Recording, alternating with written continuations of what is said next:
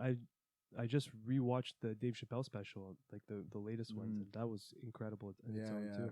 So Oh, the two where one of them's in like a smaller room there. Yeah, He's yeah. talking about well, this whole bit on the buses were just so funny. Like that the bus that comes and it was like he was like comparing it to like the LGBTQ plus whatever, and he just illustrated it in like a bus story, like getting on the bus and not everyone likes each other on this bus. It was just so well done. that was a good one. It Yeah, was a I remember great that bit, now. man. Yeah. It's crazy how you don't think about the jokes. Like, you don't remember the jokes. Or I don't, anyway. I smoked a lot of weed in my life. No, it's normal. Like, I mean, I did stand up for a bit, and it's Nice. very normal that people will come up after and they're like, yo, great set. And then, like, at the beginning, I would be like, what joke did you like? Like, what joke would need work? They're And they're like, honestly, I've got no idea. I just remember you laughing. just remember the feeling. You remember the feeling people give you. And But I think, correct me if I'm wrong, but I think that's like, because if you're doing a good set, whether you're a good comedian or whatever, you have the crowd in like a trance. And it's not really about remembering the joke. It's just like the beat is just pulling in laughter, and like we're all so present and in tune in that moment, you know? So that's the skill. Like, you can make anything funny. I got to call this out. You were there for Duncan Trussell's fucking the dirty hippie, dirty what was it called? Dirty hobo bit. You were in that room. Yeah, with the play doll. Yes. Yeah, that might have been the funniest thing I've ever seen. The funniest thing ever. I still can't. I'm so happy you were there. We actually met in line like a few weeks earlier, didn't we? Or yes, that was near the time we met. Yeah, that's how we met in line at a comedy. Oh, really? At a comedy show. That's fantastic. It's true, eh? Yeah. Was it completely random, or you were friends with Scott prior to that? No, I didn't. No, I literally met you and Scott just in line. We were at ZooFest. We're just in line. We're like, "What's up? Oh, you're here for the show?" It was. I think it was the one with Ari Shafir. Yes, the midnight. What was it? Midnight called? Surprise. Yeah, where they would just storytell at night. I thought you were going to say the Andy Dick thing, that he was there as well. Oh no, you weren't there for Andy Dick. No. That was depressing. We couldn't forget about that. Oh God, we talked about that. Yeah, but that dirty hobo bit was the funniest thing ever. Oh. I just remembered looking around, howling, and the whole room was just we're trying to recover. It was like a recovery. We were all dying on our own laugh. It was like complete choking. Like it was like, give us a break, and he just kept going. Just kept going. I hurt my knee and I had a cane actually. I remember that. Yeah. I was just slamming this cane against the ground, just howling. And same thing. I looked around and everyone's enjoying it. And it's like you said, it's like a trance. He got us to this place where our bodies were just howling, you know, and he was just going, and it was like, when is it going to stop? And he just wasn't. It's like a G-spot. He hit the G-spot of our comedic minds. Do you remember what was, like, that being said? Like, do you remember any of the funny? I remember the theme. I don't remember the exact jokes. It was a song though. It was "Wish You Were Here" by Pink Floyd. I remember he was playing on the guitar. Correct me if I'm wrong. My memory's completely off. And he's just singing the song, and it was like his own lyrics. And then the fucking hobo doll just like shoots out a baby, and the baby just screaming at the crowd. It was just and it turned into like some satanic ritual. Yeah, the doll was like, it was like, I think there was a head turning around, and it was like, feed me, and like all these things, and it was just so out of. It's crazy to remember that Duncan Trussell was like a hardcore puppeteer for a while. Like that's a thing. Was he? That's true. He had like, I did not know that. This is two separate bits that I've heard of that he had. One of them was like a priest. Another one, a satanic priest or something. Another one was the hobo one. I was there for the priest too. He did that opening for Joe Rogan. He had the whole audience. I don't know if you were there for that one. It was at Metropolis. He had the whole audience chanting Om. And then he just kept it going. And this is funny. It ties into like his advertisements we were talking about before the podcast, where like they lead to nothing. So he had the whole crowd chanting Om, and he was lighting an incense and doing some crazy prayer. And it was like a 10-minute bit. And then he's doing it, and he's like, keep going, keep doing Om, and we're all doing Om, and it was just funny that we're all doing it. And then he's like, oh fuck, that's the wrong spell or something. It was the wrong spell. Like 10 minutes of time wasting, and it was just so funny. Like you're expecting like this build up, and it just turned into like, oh fuck, I messed it up, guys. Sorry. It's like so Duncan. Yeah, and it killed. Yeah. What a good that. Like he can get away with that because that's his style. And the fact that it's not funny becomes funny. Yeah. And he just has a hilarious voice. Like, I don't want to be dumb about it, but like his voice really is fucking, man. It's really funny. He says the raspy lesbian voice, and it's the best way to describe it. And he's kind of disarming, I feel. You know, it's like sometimes at the beginning when I started listening to his stuff, like I don't know, spirituality wise, I wasn't very into it and not very into my emotions and stuff. And when he would talk about things like that, I remember the topics would come a lot and I'd be a bit like off guard. But then the way he approaches it and the care he goes behind it, you're like, okay, you get a little disarmed, and then you allow, what he says to like yourself to think about what he says, and then you're like, oh, actually that's pretty true, and then you get deeper into yourself. So Yeah. I never thought about that. Like maybe I do that less with more like alpha males. Like if Rogan is like saying, I don't know, he's kind of a good example of that too. On the outside, he's obviously more like fucking meaty. yeah. If someone's like The Rock or something, it's just like, I win at life, and I have a sexy, smoldering face with a big pearly smile, and my muscles are bigger than your entire body, and like, and he's like, just work hard, or like just some basic like thing that he'll say. It just doesn't hit you because you're like, who? I can't. You can't relate. What are you? Yeah. What are you? Yeah, but even for The Rock, like he's motivating in his category, and it can pull something out of you too. You'll never necessarily be his size or have his accomplishments, but it's like channels. You can channel like The Rock's energy for certain things. If you're going to the gym, it can give you that fuel. Like we spoke about, it's like a channel with David Goggins. Like that's your channel for your training. You channel in David Goggins, then you can channel in Rogan for something else, or the Duncan for something.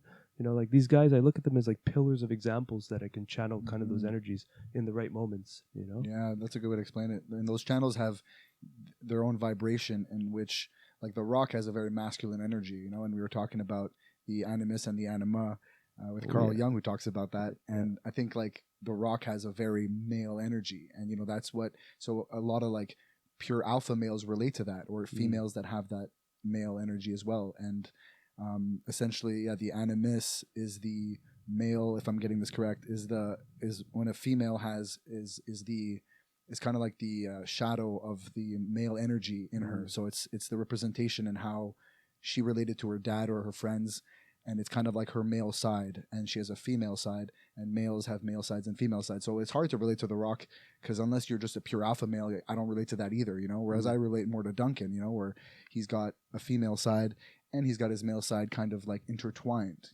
so I can relate to that more, and I can hear what he's saying more. Whereas when The Rock, I mean, he is hilarious though as well, and that can be disarming. That's a disarming tool. But it's interesting because someone could be disarming in the sense that you might feel, the royal you, not you literally, I'm not attacking you or anything, but we might feel a little more dominant in that male energy. So then in our identity, physically as a male, then we feel a little more comfortable. So then we can comfortably search for wisdom in Duncan Trussell, because we could beat him up if we had to, or something stupid like that. I know it's really dumb to say, but I guess I'm making a point. But then you're talking about, it's deeper in that sense, where we're actually looking for similarities in anybody. And The Rock too, like, he has strong male attributes, obviously, very visually and physically. But he also, I mean, like, look at his entire career is essentially is theater, is acting, and that's very just male and female. I like that. I don't know where that would land, to be honest. It seems like an avenue for both the animus and anima to express itself. But you need to be so like grounded to have like a good rapport with people, and to like bounce ideas around, and to give up on things, work hard on things. Like, you just need both of those energies going so strong. And then you see someone like Rogan, Duncan Trussell, and The Rock, and like a lot of these people who need to have some kind of balance like that. And it's interesting because when you said dominant, or like when you like, I thought it was this kind of like insecurity window into like telling your ego to fuck off. Funny enough, so that you can learn something from someone else. But I think it's, now that I heard you guys talking, it's more about just like, oh, I see a part of myself in that person. And like we were talking about masks before, you could do that with anybody. Yeah. Eventually. We often relate ourselves to everyone else, you know, like and often you dislike into others what you don't like about yourself. It's a key Yeah. You point. know, so Yeah. if That's maybe the thing. you're looking at The Rock saying like, look at this guy walking around with his muscles, fuck him. Maybe you're just mad at yourself for not being that manly, which you shouldn't be because that's just who you are, you know. So, but people relate to The Rock because that expresses just the pinnacle of masculinity, you know. So you can relate to that when you're trying to get pumped up, like you said, at the gym, you know. So you relate to that. But of course, I can't picture myself being like him all the time. That's it. But it's and that's the beauty of having examples like these. Well, figures. I think that's why we, as evolution went, we idolize figures. You know, we idolize gods. We idolize great conquerors. We idolize all these things because these are channels, and because we're so fortunate to be alive in this time in history where we have all these examples at our fingertips and we can just pull these channels in and excel in every avenue of our life if we focus. Like you can channel The Rock for a few months, lose weight, get super shredded if that's your goal, or you can channel like Aubrey Marcus or Duncan and just become like a spiritual fucking ninja, and you know then you can channel Young into some of your life, you know. And it's like we're so lucky that we have these they're ideals. actually modern day gods if you break it down like that, because well, the idea of them, not them themselves, it's what they represent. It's like we're grabbing some 4K shit, but we're like a 1080p screen. You know, like we're gonna get where we're gonna get. Like you said, like we don't need to be The Rock. That's not like truthful in a way. Like that's like don't do that to yourself. Yeah, you use the idea to vibrate that kind of energy into your existence. You need a bit more of that. All right, let me get some, and then you go back to your state, and then you go in. I like that idea that, you know, there's all these channels out there, and you can kind of focus your energy onto specific channels in which you see and want to grow. Yeah, and it changes as you change. You know, what you focus on and what you want to manifest and align to. Like when I was younger, I was all about those motivational dudes, The Rock, everything. I was focused at like just so much.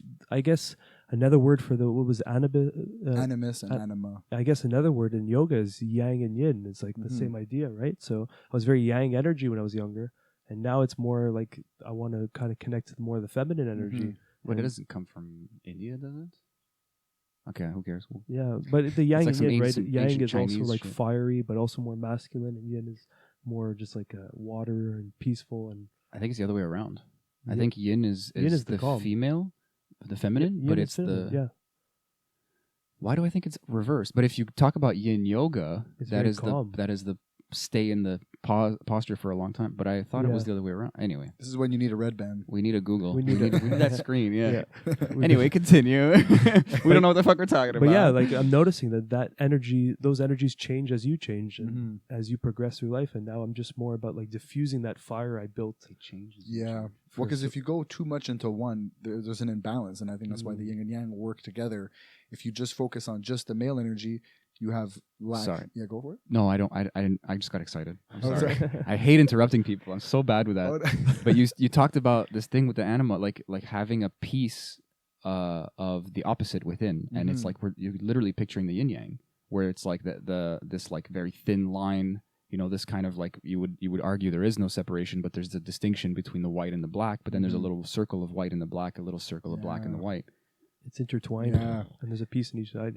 Yeah, exactly. Because if you don't have that, then you can't fully be able to communicate authentically with people of the other. You know, it's very hard when you're just a pure masculine man to go and have a full conversation with a pure feminine woman. Yeah, you know, it's if both people can kind of coexist with that other opposite side, then they can begin to understand one another. And once you understand one another, then communication just flows.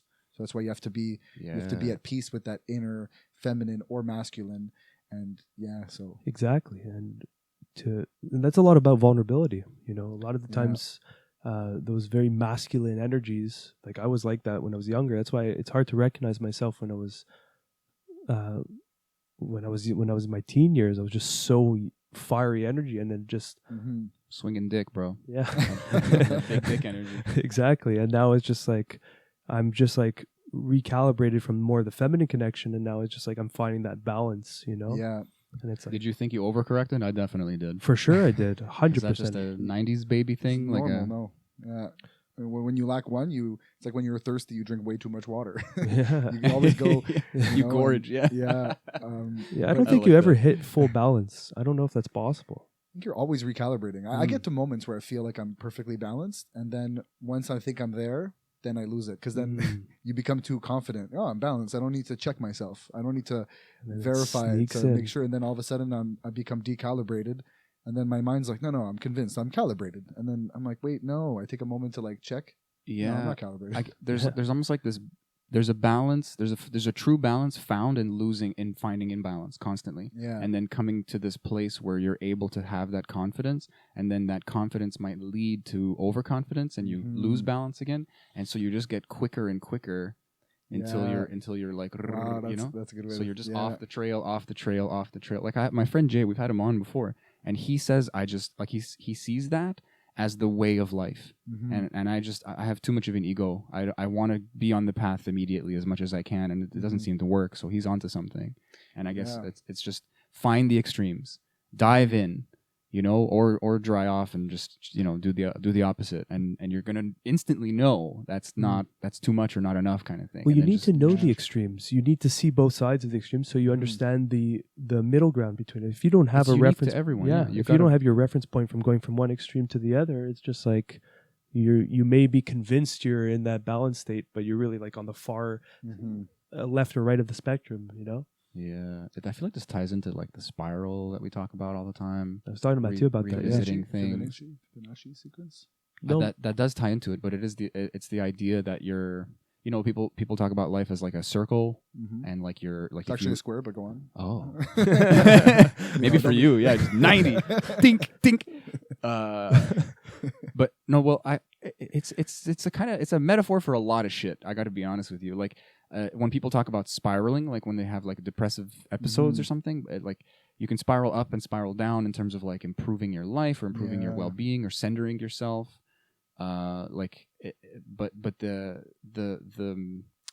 let's say the challenge is going from circle to spiral. The idea that we're in a circle it feels like you're in a prison and that you're chasing your own tail. But the truth is that like you are revisiting parts of yourself and you seem like you fall for old traps, but you learn something every time, and you are kind of moving through. It's kind of like how there was this thing on Vsauce that kind of became viral where they talk about how the Earth is like going around the sun, but the sun is hurtling through space as well. So the Earth is actually making this beautiful, like the whole solar system is just doing this crazy like spiral, and this ties into like the phi ratio and all these things. It's everywhere in nature, but it's like liberating, literally, you know, to be like, oh, I'm this is happening through time. And even though you want to be just, I get it now, the truth is I get it a little more every time. And there's this, you know, it's a karma thing. It's a getting rid of your old,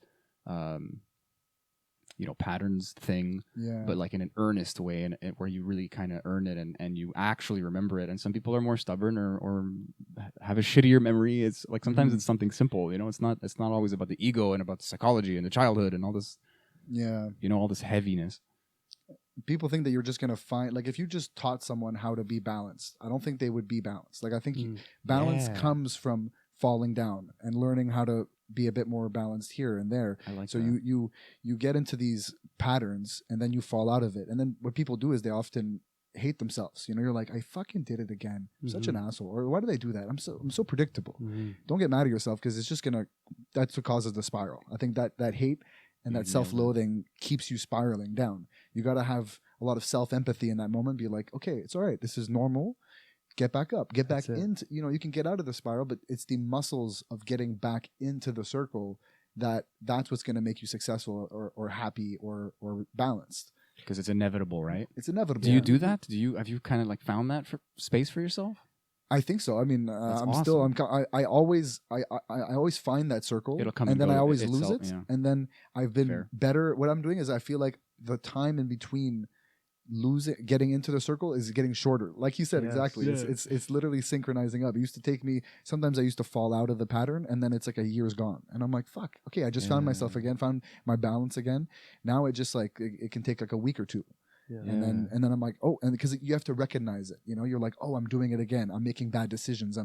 ordering food on Uber Eats, and Yeah. I'm doing this. I'm drinking a bit too much. I'm doing a bit of this. I'm not exercising. And then it's like, no, Eric, start one day at a time. Today, I'm going to eat properly, exercise. Boom. What happens the next day? Do it twice. Do it 3 times. Okay, you missed one day? Don't miss 2. You know, it's like, and you find that pattern. And once you get that inner calmness within and you feel, okay, I'm doing things that I'm supposed to be doing, I'm doing things that are positive, then you're like, I'm in the circle, you know? And yeah. It's a key point you said, because Nice. we get angry at ourselves and we fall back into that kind of Mhm. loop feeling. And that's where I'm at in my practice, in my journey right now, is rewriting that narrative of not shaming myself and getting angry with myself. Mhm. Because when I was younger, that was my motivator. The shame and anger was my motivator to excel. But it's a premise. The premise itself is like a muddy, you know, like, like be shitty to myself, but I'm going to excel in all my goals. Mhm. And being shitty to myself was my Wow. fuel. And now I'm looking back at it, because I kind of went back to the beginning in my because of this whole year was just kind of chaotic for everyone. And I noticed the narrative was very negative to myself. I'm like, oh, that's not going to propel this ship forward again. That's kind of just holding me back. That was like one of Oh. your gods. Like we talked about, like the vibrations and things we could channel into.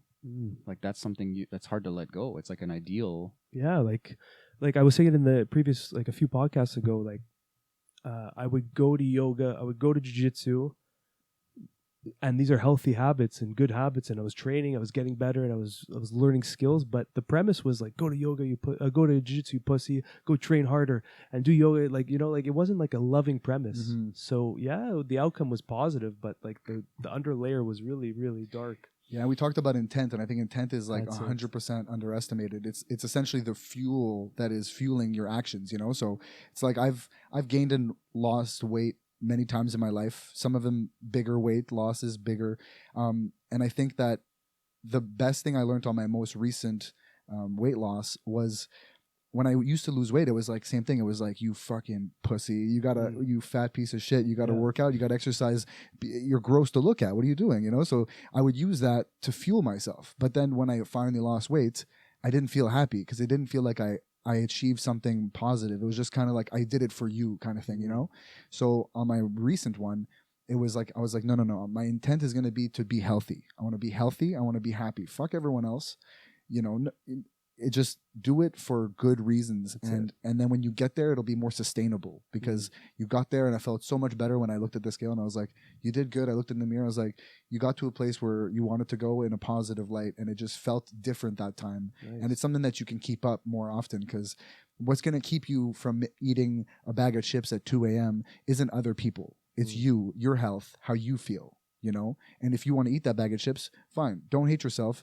Do it, but then just do a bit more work. Be like, you know what? I'm going to go earn that bag of chips because I want to be healthy, not because I have to go earn it, because if not, then I'm going to take off my shirt at the beach and people are going to be like, damn, what's the... It's funny you say it, because I went through this whole process recently. Like, because me too, I've been putting on weight and dropping weight, and it's, you know, and I put on weight the last year, not like in a significant amount, but a noticeable amount for myself. And I was just training last week, and we were doing crazy like sprints up the stairs, and I'm just like, you know, those voices that come in that tell you to stop, you know, it's hard, let's take a break. And then I'm like, no, why am I doing this? I'm doing this because I want to feel good, I want to feel healthy. And I'm like, yeah, I want to feel healthy, so let's fucking continue this. Instead of calling yourself a pussy, yeah, instead of going like, oh, you're such a pussy, you don't quit. If you quit, you're a pussy. Like, that was my old, like, teenage tools that I used to use that just kind of carried on through time. I never really observed it, and then I had a chance to really observe it. I guess we're talking about the spiral. It was like, that was like a 6-year or 7-year pattern that I came back to. I'm like, oh, okay, let's correct this part and continue on, you know. And it was really just about rewording and rewriting that narrative and intent. So it was more like, no, I want to. I know if I complete this, I'm gonna feel good and healthier and happier. So let's do this out of love. Let's do this for us. Like, I was talking to myself like we're two people talking. Yeah, you are though. Like you guys, I You just had a essentially mind blow while you guys were like, everything we've talked about so far, everything, ties into this. Like, okay, you talked about the chip bag and like don't go deeper into it, and then something clicked in my head that what gets you to the bottom of that chip bag is the guilt. Yeah, actually. Like that's what gets you going. Fuck it, I'm a piece of shit, keep going. And that's the same energy as do the hill sprints, pussy. It's the same voice. So it's not sustainable, but for a moment it'll get you to do something you don't want to do, but you found out, you maybe chose to make it so that you actually want to do it, or remembered that you want to do it. And again, I talk about these fucking books all the time, but Paul Selig talks about this. He says or his guides do, or whatever. This is some trippy shit. We'll talk about it later, but he says you're the receiver, but you're also the signal. So we're talking about channels, and we're talking about the rock and all these things, you know, like we are in a profound and complex dialogue with ourselves. And I've never put it this way, but like, you know, you're talking about that energy that kind of brought you to a healthier place, but it didn't keep you there. Even if you got there, you still felt like shit. It's because it's like yoga. Like, you were taking that posture. You were like, fucking do it. This sucks. Like, I'm not in a happy place. Whereas, and then even though you got the result, you were still in that, like, that's what you had practiced at that point, up to that point. So it's like, even if you slip off, or you're not in a fit place physically or mentally or whatever, where you want to be, you kind of just find the level of like a realistic modality of like love and affection and compassion and forgiveness, which is always, the door's always open, right? We just think it isn't, and we go deeper into the chip bag, so to speak. So and then when you get there, you were already there. That's what got you there. And then you just you're already pointed in the right direction, and you just keep going.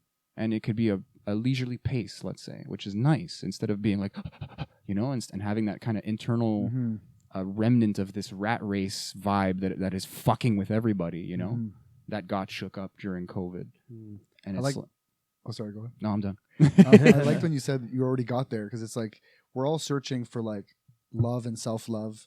And it's funny that we're using a cheap fix like anger and guilt. It's like the equivalent of duct tape to fix something, you know? Yeah, it'll get you there. Like, you'll go from point A to point B, but like, you need to get it fixed, you know? Like, you got to actually do. So it's like, why would you go through a longer route? Why would you go through hate to get to love? Why not just get to the self-love right away?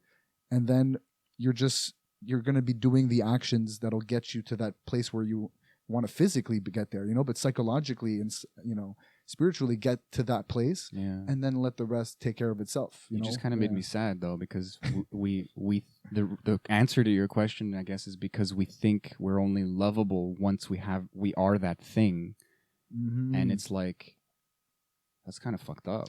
Yeah, but I think that's there was this thing that I think from a young age, a lot of everything we think of stems from like when we're young, you know? And there was this really interesting thing. I'm not sure how much this relates, but it was talking about when you have a parent in your household or that you don't feel like you're fully worthy of love. There's different ways that you can deal with that. One of them is that you say, well, they're not a good person, which you don't want to think of because it's your parent, you know? So then the other one you think of is, I am not worthy of love. And I got to that point where I was like, okay, well, I'm going to make myself worthy of love. You know what's fucked up? Those are the same way. Yeah. We can talk about it later. I can explain myself, but please keep going. Okay. So then you do things. I remember doing things around the house, being like, okay, time to make myself worthy of love. And I would do extra things, and I might get like a momentarily love, but it wouldn't be any long lasting. And I'd be like, well, you know what? Like, so that kind of like that thing relates, I think, to what we were talking about, and the way that voice can be dangerous. And it's not that we're not worthy. You know, you have to truly believe that you are worthy, because everyone's worthy of love. It's like, you know, like if I looked at anyone, I wouldn't, it's very hard to say you're not worthy of love. Yeah. So most people are worthy, but you just somehow believe you're not, you know? I love that you said that. Like, that'd be so fucked up to say. You're not worthy to yourself, to anyone. And hey, back to Bo Burnham. Remember that song where he's like, from the perspective of God? Yeah. And he says, if you want God's love, it's got to come from you. Yeah. If you want my love, it's got to come from you. Anyway. Yeah, it's very much like that. And if you got like a list, if you got like 100 people that didn't think they were lovable in front of you, you'd be like, you're all ridiculous. What are you talking about? And you have a conversation with each of them, and you'd be like, you're 100%. Like, you'd be surprised how many people don't have that self-love that you absolutely think that they deserve it, you know? And yet, maybe wouldn't be surprised because it's so like ubiquitous, right? Yeah, and it's something that it has to be, you know, earned. A lot of it is undoing patterns and pile-ups that are just accumulated through the fucking beatdown of life for a lot of people. Yeah. You know, and it could stem back from, like you're talking about, from the child example, maybe having a parent who, you know, may have been a shitty person, but they, instead of thinking that, they said, I'm not worthy of love. And they got stuck. And they got that's stuck where in it that pattern. formed. And their whole life, they weren't worthy of love because they convinced themselves that they were the outlier and they were the problem.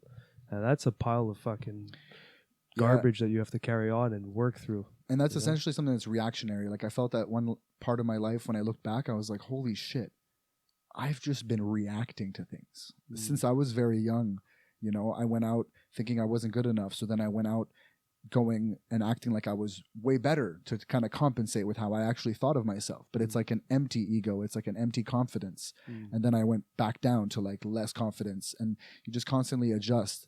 But it's that's very You know, we spoke about breath work, but when we went to meet Mathieu, he had a great thing, is like, we're all sitting on a pile of shit. Like, we're on a chair and there's a pile of shit under us, and we don't even know there's shit there because we're so used to the smell. Yeah. And then like sometimes you do a meditative experience or psychedelic or something, and then it takes you off the pile of shit and you sit there and you're like, fresh air, this smells weird. Yeah. Like, what is it? And then you're like, oh, I'm used to this smell. And then you smell like, what's that shit? And that was the chair you've been sitting on this You whole go life. back and you're like, oh. Yeah, you get used to it. But then sometimes you go back to the chair even knowing that it stinks, and that's where we kind of spiral back to those patterns. But, you know, we're all sitting on piles of shit, man. That is the stink. I like that. Walking in and being like, well, this is my chair. I guess I smell like shit. See, a lot of a lot of self-love, like these journeys, the spiritual journey, is not about adding anything. It's about undoing, untangling. Yes, you know? unlearning and unconditioning. And then when you uncondition, the love is there. We all have it. That's the best. So it's like you're saying, it's not that anyone's worthy of love. We are love. It's just we're piled up with life. And life can be harder for some and even harder for others and easy for some. But our premise is love. You know? That's meta, dude. Like, worthy's not even the conversation we should be having. It's just how do we get back to that love? Yeah, look at a baby and say this is a hateful baby. No, there's love. The hate is taught. It's taught. It's put on. I mean, it's intentionally taught. Sometimes it's intentionally taught. Sometimes it's intentionally taught. Sometimes it's just accident after accident, and just parents making mistakes or environmental area, like being in a shitty environment. You know, there's so many factors. So when you start to really gain that awareness, usually it happens when you pass, like you're in your 20s, you start to. I really think it's related to the frontal cortex when it's fully developed. That's when you just have like this wide spectrum of ideas, and you have full access to your brain, I guess. And then that's when you can start undoing patterns. You know what's funny? I'm sorry to interrupt you.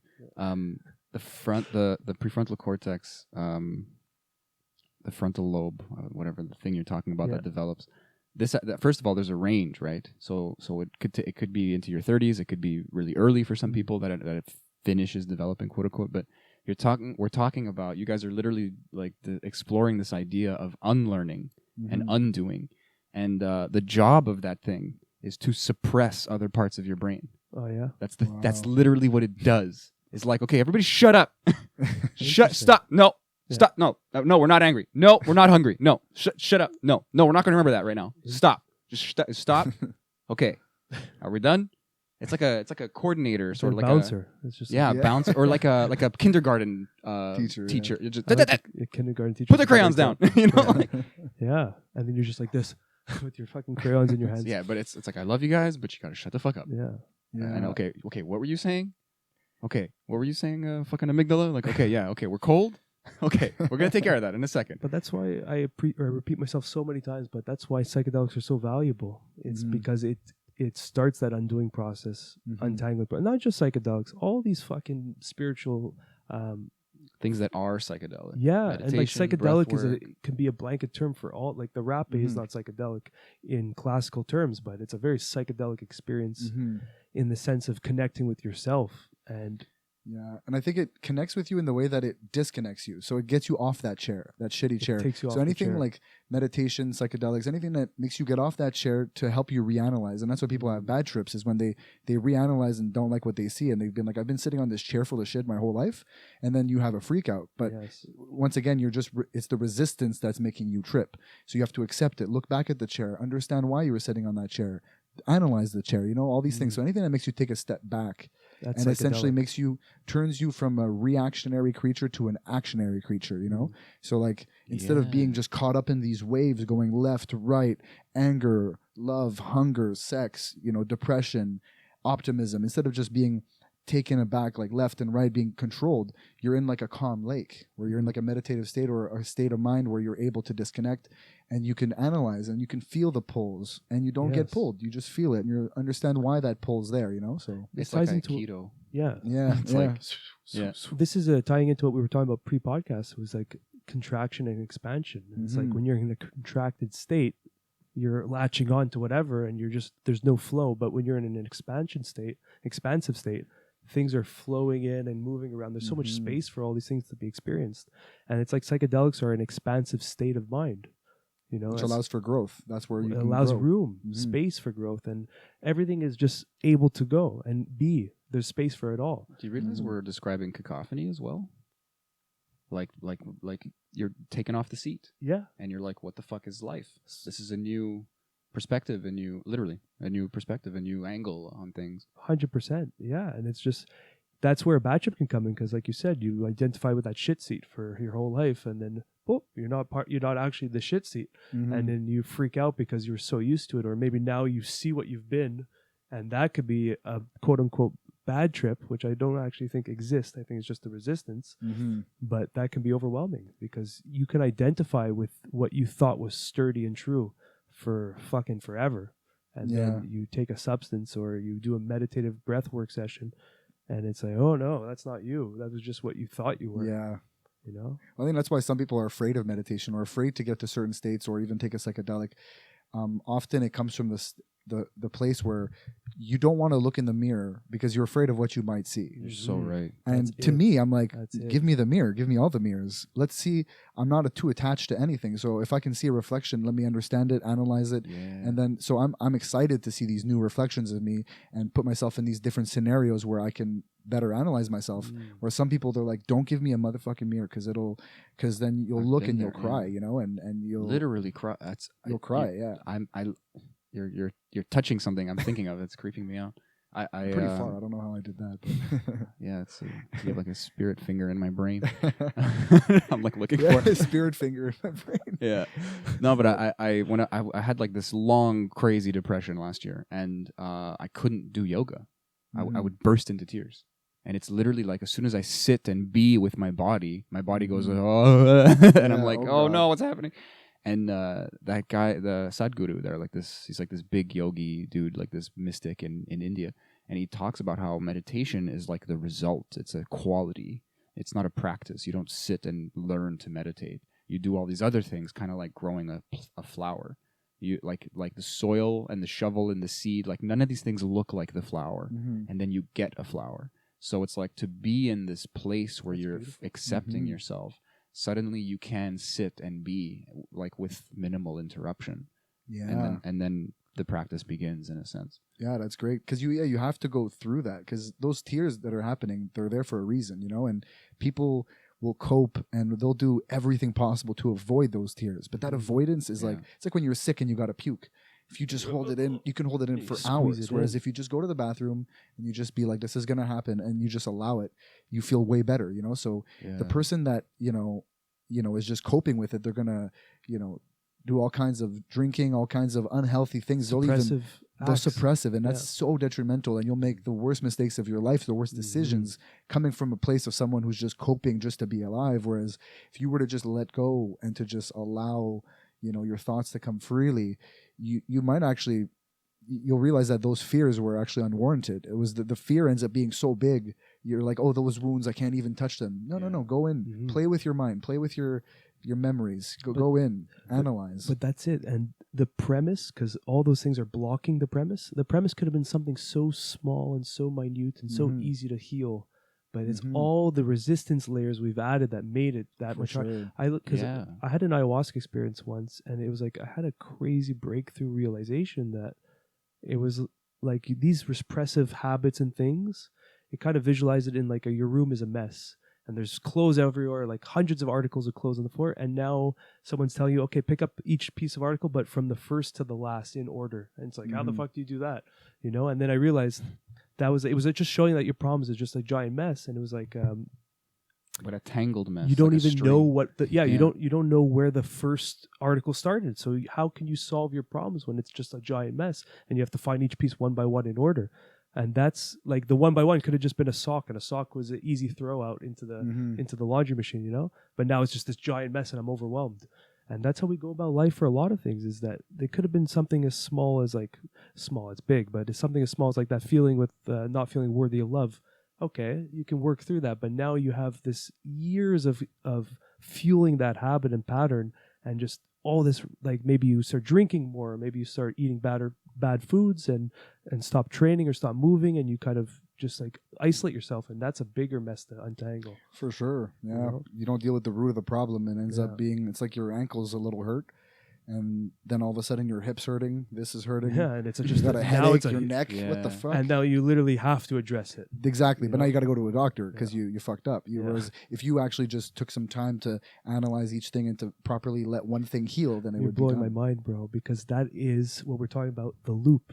So the loop, as you go on this path, it gets less and less. But that first loop is so big because you've ignored it. It's foot, hip, a knee, hip, back, neck. It's everything. So now you have to fix it. But now when you're on the path of self-awareness and self-love, you'll notice when the ankle's hurting, I got to tend to the ankle. Time to recalibrate. Okay. Yeah, and then it's gone. Get back on. It dissipates right there and then. And it's like, because I spoke about this with Mathieu. It was hilarious. It's like, once you know, you can't unknow. So once you recognize that shit seat, you can't pretend there's no shit seat anymore. Yeah. So now it's like a double-edged sword. It's like now you have this internal duty that you know if you're Duty. Shit. I Sorry. thought of it too. It's fine. All right. Wasn't just I me. wish I All was right. that clever. But yeah. Well, that was from a movie or something. He said duty and it just cracked up. I don't remember which movie it I'm was. 12 years old. Sorry. Yeah, guys. it's coming Go back. on. I ruined your train of thought. Yeah, but it's, where was I going with that? I'm Yeah, the yeah. worst. No, Shit it's seat. great. Yeah, because now you are aware of that seat. So you're aware if you're off the pattern. And then the faster your awareness comes in, the closer You that just- loop gets. You just blew my mind. With I love it. Your mind blow That was just really blew my good. mind. Yeah, mine's also blown. Okay, but hold on. I gotta formulate this fucker. Getting back, because the years of negative experience that you talked about just now, like that becomes like an accumulation, and that tangled mess that just started with a sock, like you said, and now the sock is obvious only because of the bigger obvious mess, and that those years of suffering are also years of experience that are Exactly. necessary for you to see it as That's the a close of the small loop. thing. That's the final. Yeah. That you're closing your loop and moving on. Whoa. And Yeah. sometimes So that's a perfect system. Yeah. Wow. Like It picture can someone be. who's suffering. it can be a perfect system if the awareness is attained and grown. Yeah. If Well, not, fuck, you can go man, for if years. someone could die before. Well, or we had a just, guest Yeah, on- be out of luck. He was addicted to heroin for 20 years. And which blew my mind. I never thought of it, but he was thankful for heroin because it showed him 20 years of hell, like he said it on our podcast. And now he's attained 20 years of that knowledge and wisdom of being in hell, you know? Yeah, and you know what? Suffering has its own weight to it in the way that it does have an experience. You know, it's like I don't think to look at everything bad that's ever happened as purely like it's an accident, it shouldn't have happened. Like, you know, when they always ask people like, "Oh, would you, if you could take it back, would you?" And it's like the best answer really is no, because you learn something from it. You know, and as long as you don't do it again, or even if you do it again, as long as you're slowly getting on the right track, you know. Exactly. So, and that weight, I feel like, you know, even bad things that have happened to me, I feel like it humanizes me and helps me relate to other people. You know, when I meet someone who suffered, I can relate to them. Yes. You know, whereas when someone's just all put together, like nothing ever bad happened to me, I can't relate to that person. Like, I'm like, oh, okay. Like, I can relate to that person in a way. I'll still relate to their successes and happiness, and I'll relate partially, but I won't truly relate to someone unless they've had some of that suffering, you know? Maybe you won't trust them or trust their, like, the soundness of their vibe because they haven't gone deep. Like, they haven't crumbled to the foundation and built it back solid. Your ego hasn't been pounded, you know? Like, Maybe not. Maybe they're just you need to break your ego, you know? Pound your ego. Yeah, like, I Pound mean, it, and bro. if none of the bad things have happened, like, I feel like my ego would just be too big. I don't think it'd be contained. I needed ego breakers along the way. Something to remind me that I'm not. Then you get some fucking Genghis Khans. Yeah, that's it.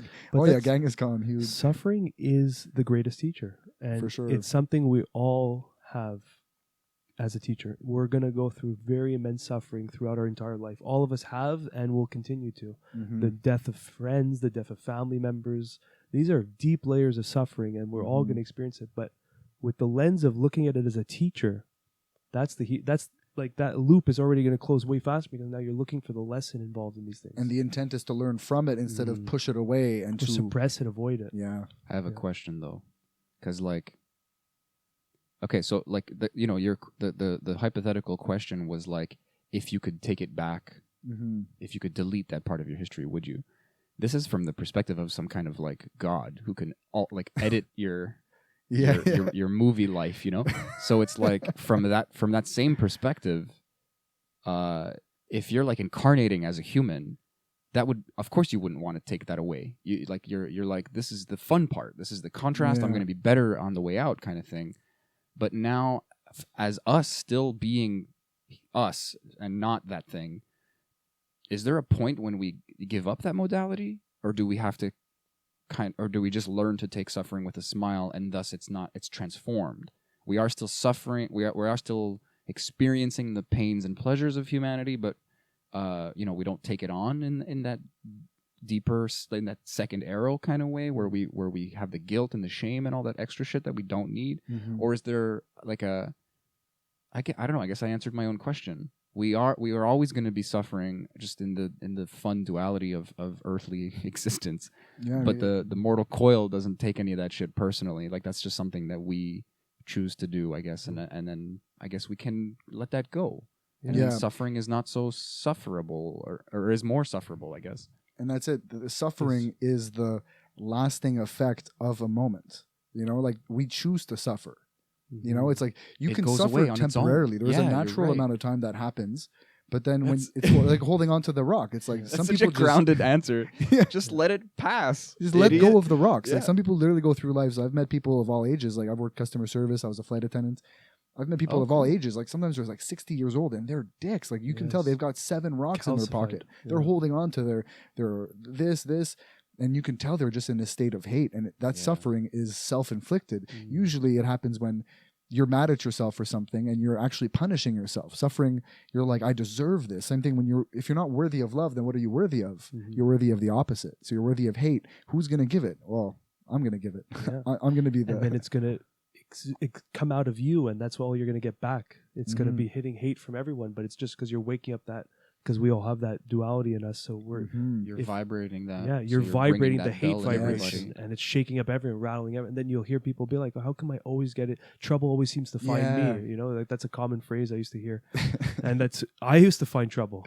That's the best part. When I was young, I was always getting into confrontations and conflicts with strangers, and now I don't even know a time when I had a conflict with anyone. Yeah, you know, the truth is, you're probably getting the full menu of life, like, on a daily or at least a yearly basis, but you literally aren't like vibing with it, so you ignore it, and the seeds that come up that give you those opportunities die faster than ever, because you're in another garden, or whatever the metaphor. Lens on different, like, you're just wearing like a loving vibrational lens, and that's what you're in tune with, you know. Yeah, and it's like, let's say if I'm wearing like a Habs jersey, I'm gonna be able to relate with Habs fans, and maybe someone who's a Bruins fan won't relate to me or won't even talk to me. Same thing if you're wearing the jersey of love and you're of like positivity, and you're gonna vibe with people like that, and people that are full hate, they're gonna walk away from you. They're like, I can't handle this is making me insecure.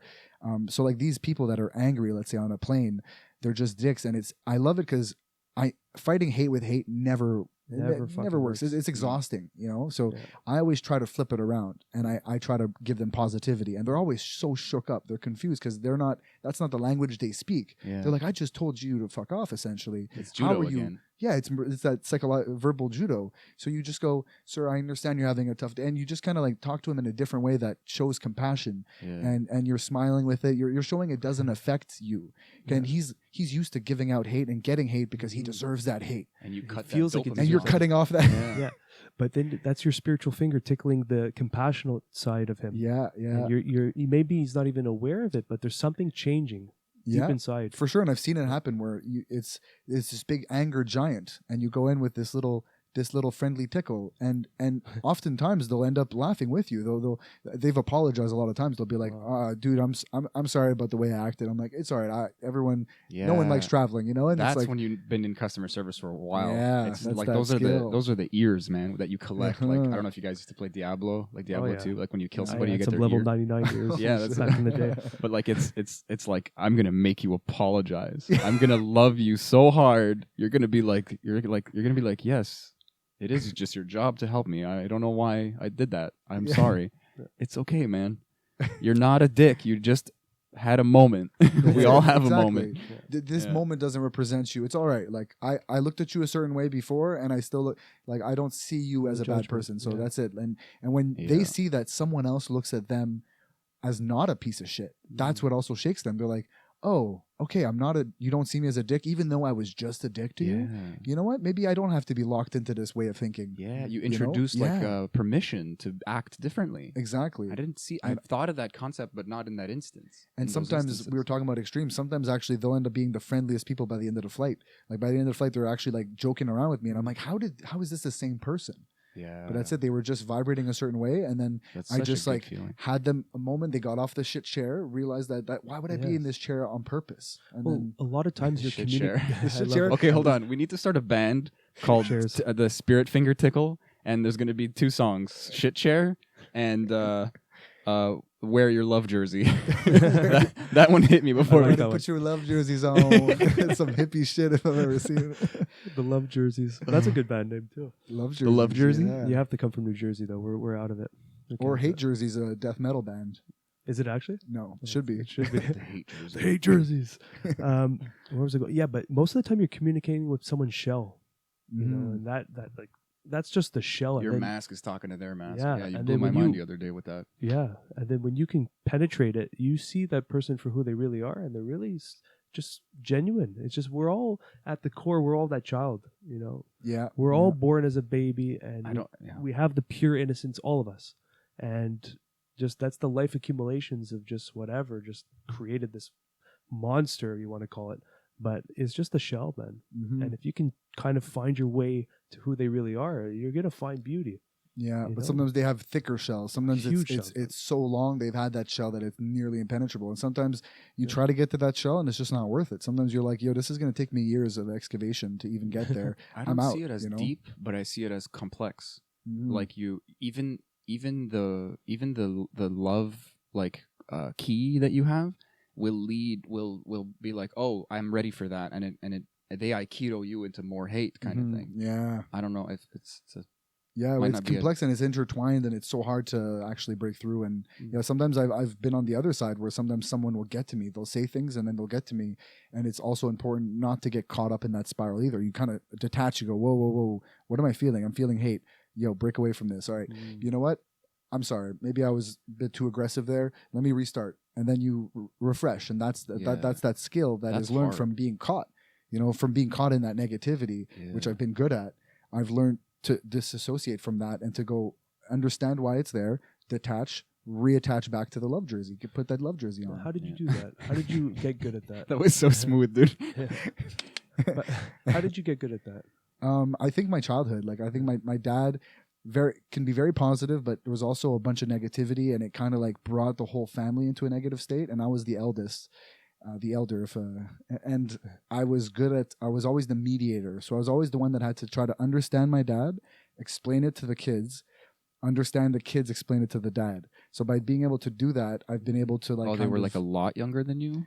No, my brother's 2 years younger. My sisters are 4 years younger. So we're all kind of close. Oh, but it was enough that I was able to try to understand it, and I've been able to kind of try to like take hateful energy and anger and just like usually it's not aimed properly, and then try to understand it and explain it to someone. Look, the reason why they felt that way was just. It's how they went about telling you that they lacked the ability. Yeah. So like don't get mad too much at his, you can get mad at his reaction, but like let's just try to like cut through the shit and just try to make everyone happy. So I think the shame out. Yeah, take the shame out. Don't get, because once you're shameful and anger, all these things, you want to double down on the anger. Keep going. You want to play this game? Yeah, those scenarios where like you call somebody out on it and then they realize that they're like Yeah. in this scene, let's say in the movie of their life, they realize they're the villain, Mhm. and then they're like, oh fuck you, you know, like it's like it gets worse, Yeah. and it's like oh shit, like I feel bad when I do that because then I'm like I just labeled you, like I didn't mean to, but like, you know, it was unsaid.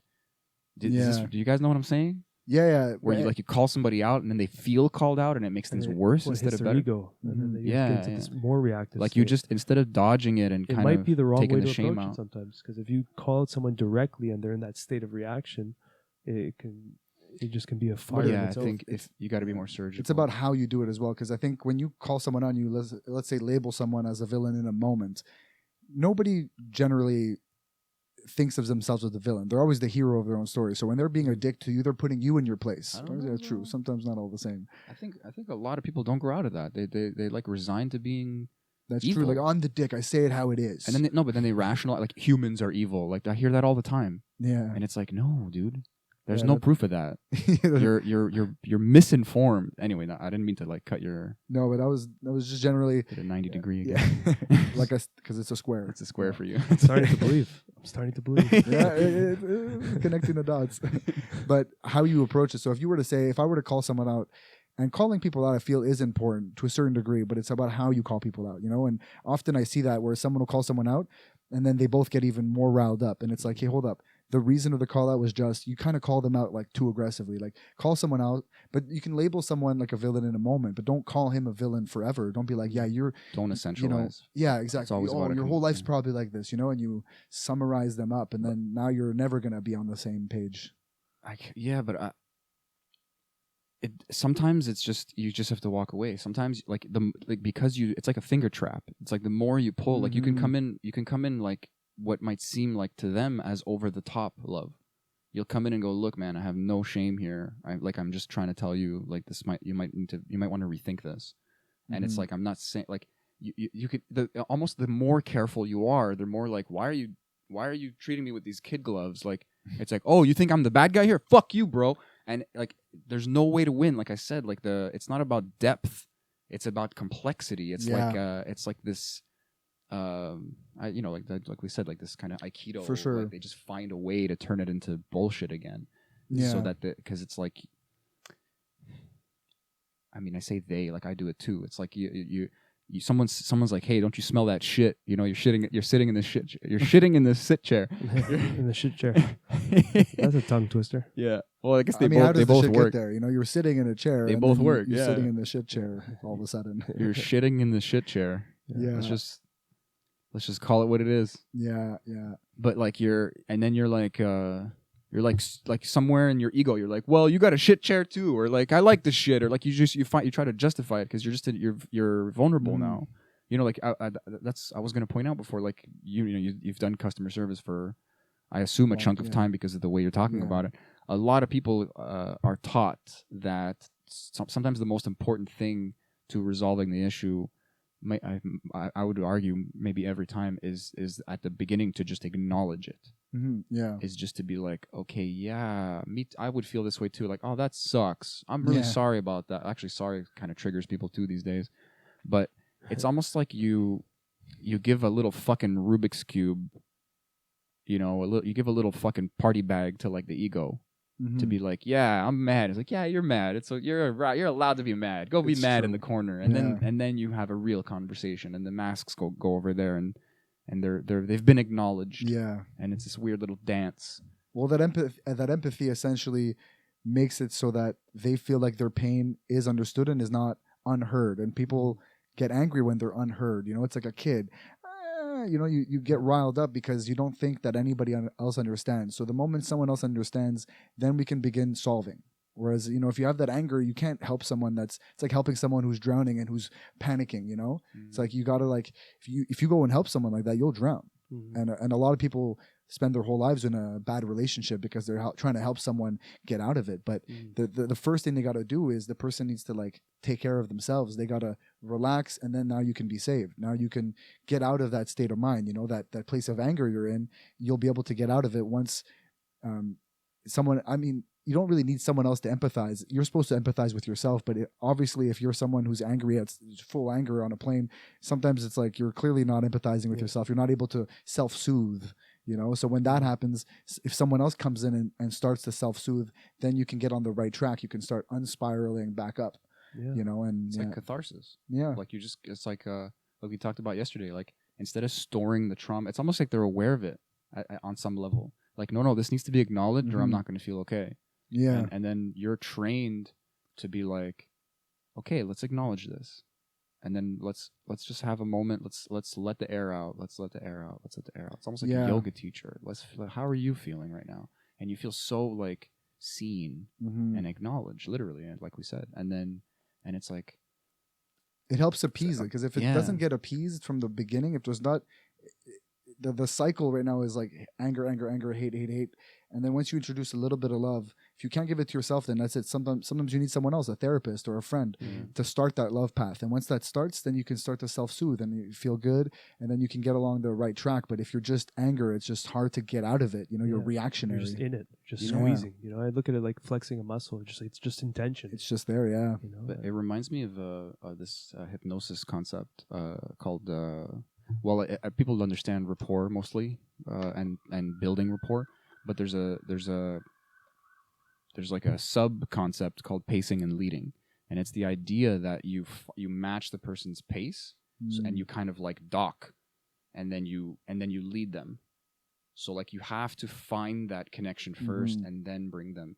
And interesting. Again, in relation to like a yoga class, it's like, you don't tell someone to like exercise and eat better and no. You essentially just kind of bring them to a place, hopefully in your practice, that shines through your teaching, and then they get into a connection with their body, and then like you would with the rapé or with breath work or something, you're just going to be like, oh man, like you get like a little mini download, and you're like, I got to stop eating this. I gotta start fucking taking the stairs to work. And it's like meeting them to where they're at. Yeah, you know, and it comes from them at that point. Yeah, or it feels like it does anyway, which is important. Maybe is you bypass the ego by not bypassing it. Well, that's why I'll bring back psychedelics. That's why ayahuasca was such a surprise to me, because it kind of, this intelligence met you where you were at. At least for me, it was every time. Yeah, it's kind of like the school that you always sometimes talk about. Sometimes I go mushrooms and it's just like overwhelming. No, that's like a laser. You guys remember that movie? What's that really bad movie? Battlefield Earth. Oh, I don't think I saw it. But there's long story short, there's like a laser beam that like educates you. So it's like they think humans are stupid, and they're like, let's see if it can learn, and they just like, bleh, and the guy's like, ah, and then he's like, I understand trigonometry and I can speak your language now, and that's shrooms. Whereas ayahuasca is like grade 1. Oh, you failed? Okay, we're gonna stay in grade 1. Okay, grade 2. Yeah. Okay, grade 3. Okay, you get. Oh, okay. Well, let's go to grade 5. Let's see. You skip a level. Like one of those grades, whether it's grade 5 or grade 7, it's just like, okay, let's throw you into grade 10 for a day and see how you do. Yeah. So we worked on the grades prior. We were giving you the hugs, but now we're gonna throw you in the fun. Yeah. This is such a weird thing to relate it to, but that fucking game that I play, Rocket League, that I like, the only game that I love, and I play, like when you're ranking, when the seasons are starting, and your rank is blank, they'll kind of match you on what you were before. But like if you win like 2 or 3 games in a row, they're like, oh, this fucking guy, and then they just put you in like a rank like this, and then you lose, and the algorithm goes, oh, okay, you're not that rank. Yeah. Like it's like 20 questions. It's like, is it bigger than a dog? Okay. Is it bigger than a house? No. Okay, we're good. It's somewhere in between a dog and a house. Yeah, it's fucking funny. And that's what the flow state is, right? It's about that state of mind where if it's too easy, you get bored, you stop. If it's too hard, you get turned off because you're like, I'm nowhere near good enough. I'm not good enough. You stop. If you get into that zone where it's like challenging enough, then you can, but also not too overwhelming, then you can get into a space where you're having fun, you're creative, and you're just getting the most out of every moment. And that's so cool. That's a good teacher. Cool observation. When a teacher is able to get their people, their class into a flow state. Like that's when you have the perfect teacher, and that's where now, like I said, we have all these resources of information. It's like you can literally listen to a talk, like a TED talk or like a podcast, and get into the flow state just listening to it, because it's so stimulating, and it's just like, that's the way to grow, man, is when you can tap into flow state and just understand you're not turned off from resistance, difficulty, and it's not too easy to understand. Like, you know what I mean? It's just, you kind of just like allow, you know. And that's the same thing as someone who's super reactive. If you can kind of in a weird way get them in that flow state where it's like you kind of react to them a little bit, but it's coming from love, and it just like diffuses their reactionary response. It's funny in movies that's often a slap. You know, when someone's like, "Oh my god," and it's like, Yeah, you brought that shit on yourself. Oh, she farted right when you said that. That was a slap, a fucking dog fart slap. Way to go, Mama Lily. Jama. Damn. Yeah. Woo. That was actually me, but I'm very happy she's here. But Well put. it was you were saying about having like a teacher that's able to connect with you, and I think it's kind of like jiu-jitsu as well. So with jiu-jitsu, you got to use the other person, kind of like judo. You have to use the other person's energy to your advantage. Sorry. Yeah. Flow state, guys. Stay in Woo, the flow get state. in there. This is tough. Let's go. But it's also interesting. It's her. So It's stronger than me. my eyes, they're bleeding. The goggles do nothing. Yeah. You guys are shaming Lily. She's I embarrassed. saw that now. video last night. What are the odds? Yeah. Really? Yeah, last night. The I don't know how. Simpsons? Yeah. He's in like acid, and he's got goggles, and he's flowing away and burning acid. He's like, the goggles do nothing. He's like a Schwarzenegger analog. I never think of that. Yeah. That's amazing. I didn't Please see that. continue jiu-jitsu. Oh, Yeah, what I was saying is a good teacher knows where you are, can gauge you properly. Yeah. Don't say nose. And then once he gauges you properly, then they can bring in to help guide you into the right direction, That's right? it. Whereas like, let's say something like wrestling is like, you're here, but now you're going to be here. And some people need that kind of way of teaching, like coaches. Like I've had coaches that are like, you motherfucking maggot, you're going to do this. You're a piece of shit. And some people are very good at being like, you're right. Let me go do this and prove you wrong. Yeah. I've always been better with someone who can gauge my vibration, understand me a bit. And it makes me want to do good for them and make me good for myself. So a good teacher is someone who will be able to read a room, read individuals and understand them and connect with them and then steer them in the right direction instead of forcing them right away into a state of mind. Because forcing just takes so much more energy. It takes more energy out of the teacher, out of the student, and it often doesn't get you to the right place.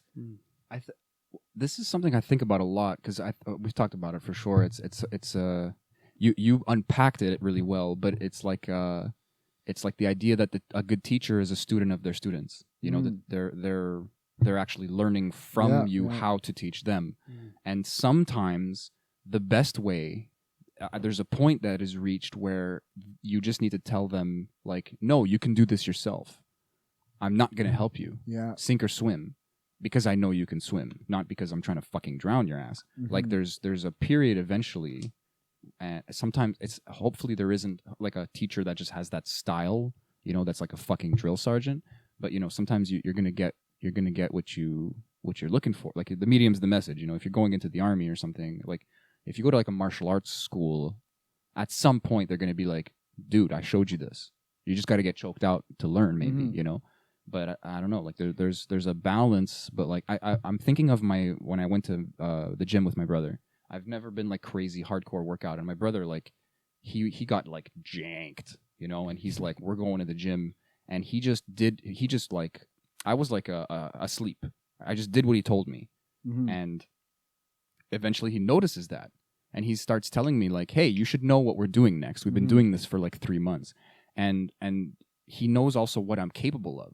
He's keeping track and like mentally better than I was of the weights or the numbers of pull-ups or something. So I'm like getting tired, and I'm on like I don't know, my 6th pull-up, and he knows I can do 8 now. And he just no hesitation and no hate in his voice at all. Pure love. He just goes up. Just one fucking word, but it's like the fire under my ass. Like up, bro, up. Yeah. Look up, pull up, shut up. Up. I think it's when you get to a specific level, or not even a specific level, but when you get past that beginning stage where now you're in it, it's just that's when you can start putting a little bit more of the tough love into the practice, you know. But sometimes tough love from the beginning is not the best teaching method, you know. Yeah. Well, as long as it's tough love and not tough hate, because that's it. I could never have a drill sergeant do that. But if someone was like, Eric, I know you can do this, so do it. You know, that's a different. You know, the intent's there. Have you guys ever seen Avatar: Last Airbender? Yeah.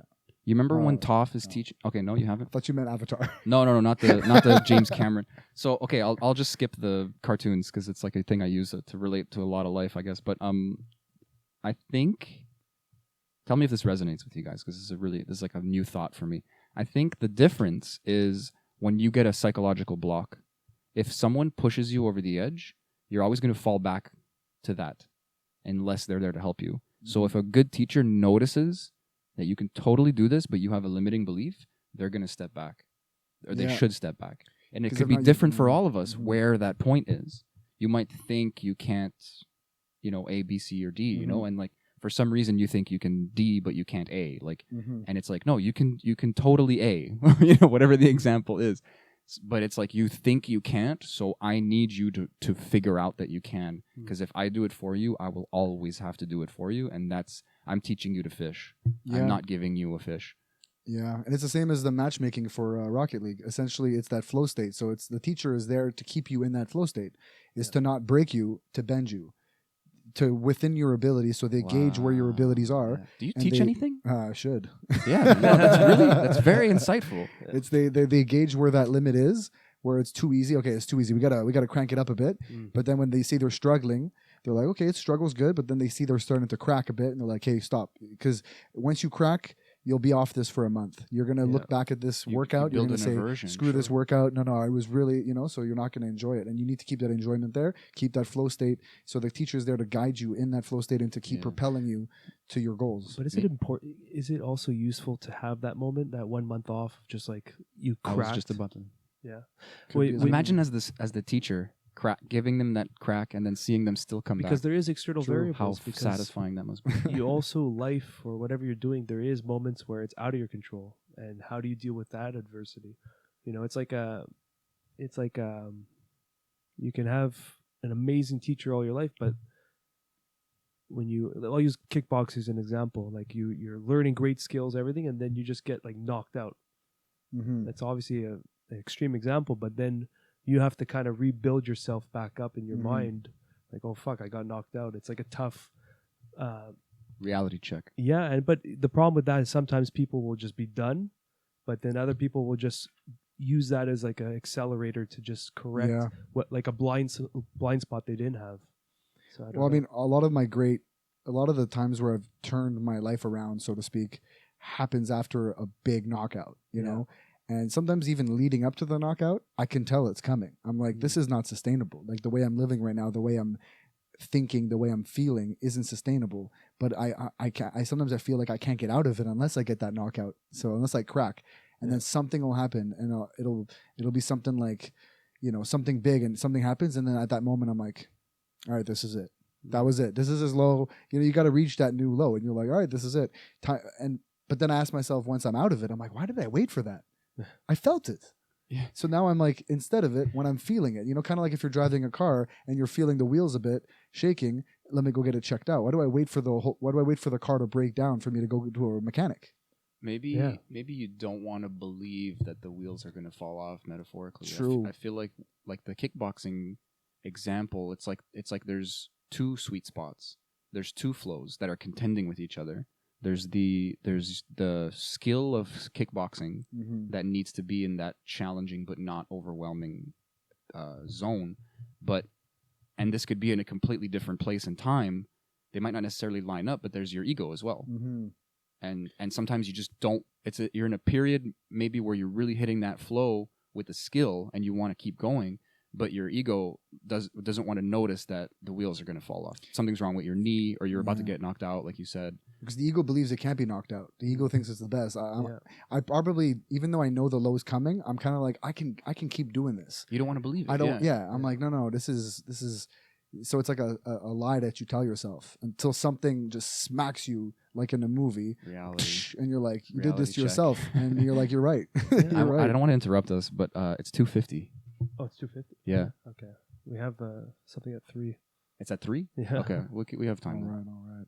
I just didn't 2:15 or 2:50? 2:50. Okay. Yeah. Because I thought he was coming at 2:30. No, I told him 3 in the end. Okay. We got time then. We got a couple minutes. Okay, great. Because I really got a pee, so this is perfect. I've been holding it in. Perfect timing, actually. Awesome. You're hiding it well. Oh yeah. I would love to keep talking longer. We could have went even like 3 hours if this was I don't know when we stimulating. started. I have, Yeah, I have no. no idea. It was great. I mean, hey, I'd love to do it again if Let's ever. do a part 2 then. Yeah, For sure. dude, that This was is- really nice. This is a great convo. I mean, it was a little nervous at first, but it was just everything flowed. Yeah. Got to some good, Yeah. What, My what- mind got blown. a What few was the times. message we were just finishing right before that though? It was just about The getting line up. up, the ego not wanting to admit when the bad is coming, and then you have to reel it in, which you I don't want guess- to. You want to. Let me add that in though. I think get as back good, over here. I think as good as a teacher you can get and whatever in life, that is the ultimate teacher in the end, is the ego Mm-hmm. coming back in and then something going wrong and getting checked. Like that's the real teacher. Yeah. You learn all these skills. You can have the best Mhm. teacher for whatever subject you're doing or whatever art you're doing, and then life hits you, and that's when all theory goes to practice. Yeah. Everyone's got a plan until they get hit in their mouth. Yes, That's Mike hilarious. Tyson. Yeah. That's Yeah. true. You even kind of said it like him. I was In the trying. amount- you know what's crazy though is ego is like a commodity or like a like an element of life, Mhm. so it can happen anywhere at any time. Yeah, and I think the dangerous part is that you need it. You kind of need your ego as well. You know, like, so I've gotten to a point where my ego is too big, and then I've gotten to a place where it's too small. But it needs to be there because you need that confidence as well. You need to like give yourself the respect you deserve as well. But you just can't get inflated to the point where it controls you. You gotta. It's kind of like an animal, dog, yeah. a dog that you gotta feed once in a while. You know, if you just say no food, Mm. it's going to get so hungry at a point that it's going to just become rabid and you'll lose control. If you feed it too much, it's going to be too strong and it's going to take over you. You got to like feed it once in a while, keep it in check. Oh, no, sit. Mm. You know, you got to be a master of your ego That's and learn it. how to control it, or else it'll control And you. you control it through all sorts of practices, whether it's exercise, whether it's meditation, psychedelics, Whatever it be, conversations, all these things, man. Just constantly just asking yourself, what, like checking in with yourself is so valuable. You know, I Yeah. started when I walk with Lily, sometimes I'll just have like this internal dialogue with myself and seeing how I'm doing and where, like, what am I getting tripped up on? I know It's so good that it's in a routine of. I just wanted to add Yeah, that, like it's- it becomes. You have a little window of like, oh, I'm going to do it when I walk exactly. Yeah. Now I leave the phone in the house and I just go with her and I just start going through my life. And Yeah. just saying, like, is this honest? Is this what I'm feeling? Or is this like ego driven? Or is this compassionate? Mhm. You know, it's It's like an oil check. It's a little ego check. You know, Yeah. just a little sign. Okay, let me just. I always say dipstick, and people the look more at me you funny. do that, It's the oil check, literally. but Yeah, the more yeah. you do that often, the less of a mess your room will be. Like I said with the example with the 100 articles of clothing, now it's just like a few socks you're putting away because it's easy to put away because you're constantly in that mantra. You're doing it as it goes along instead of Yes. letting it become a full body issue, like we Yeah. said. Yeah. And You're- then, but then, you Mhm. know, if it becomes a full body issue, which it probably will again for all of us, that's fine too. But just recognizing it. But and it's a Yeah. spiral. We do get Yeah. better at it. Yeah. You know, Yeah. we don't let it get bad. Yeah. You know, like, I mean, this is a silly example, but like, I haven't lived alone a lot in my life. And like, there's times when you let the dishes kind of pile up Mhm. and you don't, the worse it gets, the easier it's ignorable almost. It becomes like furniture and you don't realize how much it's bothering you until you destroy the pile. And you feel Yeah. And you're like, that was exhausting. Wow. Yeah. And I feel amazing now that it's gone. It's like, okay, I didn't realize. First of all, it sneaks up on you. You don't realize that it's Mhm. fucking with you. Second of all, that was exhausting. I need to do this a And little bit all third- the time. I Yeah. need to maintain and this. third, that Mhm. applies to everything. Yeah. Yeah, Everything. that's where we That's should true. end it Yes. right there. It Yeah. applies to everything. Stay curious. Where are the cameras? I don't know where they are. There's a camera. There's a camera. There's a camera. Bro, that was awesome, man. Thank That you. was great. Well, thanks for having me. I you, appreciate Dude, it. yeah, come back, This is, please. man, I honestly, love this space. Awesome. You guys are great. This is great convo. Likewise, It always man. gives me energy. You know, I feel like Yeah, I it's can stimulating. conquer the world now, For sure, bro. but then I have to keep my ego in check. Yes. conquer your world. Yes. Conquer yourself, and then conquer a small country. Just test it out. Just a small one, and then move up from there. Just go to Fiji, maybe plant a flag.